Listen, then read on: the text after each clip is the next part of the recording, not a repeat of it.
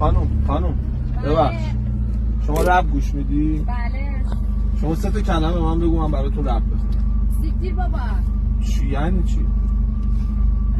سیکتیر بابا. آیا نمیخوام بخونم بگید برم. مگه خواننده نیستی؟ مگه چرا؟ رپر نیستی؟ چرا بخون.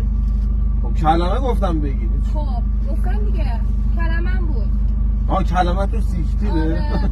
خب 2 تا دیگه کلمه هم بگید. گرما 207 مبل. یعنی چی؟ یعنی که شو 4 تا که خود دوست دارم 4 تا بگم. آقا مگه نمیگی رپرم؟ بخون.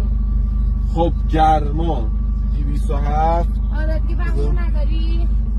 چی؟ گرما 207 سیکتیر مبل. بیا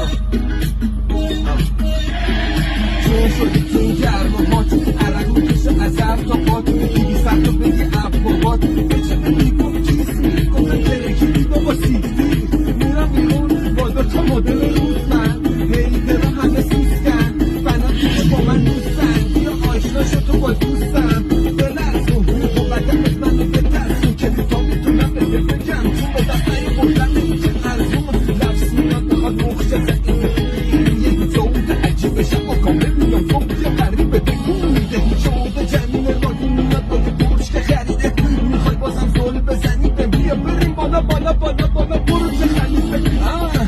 نه مسائلم حقیقی زنه میردم جرب ندیدی حسن قلبم اسیر سر اونو کردم نمیخه دمت گرم. بخون باید بازم بخونم یه جایزیه دمت گرم.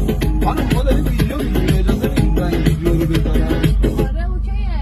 فقط ما رو متوجه نشدم. میگم فقط منم اون چیز تک کن. عالی بود. باشه حتما تکتون میکنم. شما پیج منو داری؟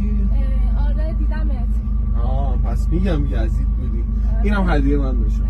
قربونت ممنون. لطف کردی. ممنون. خواهش میکنم.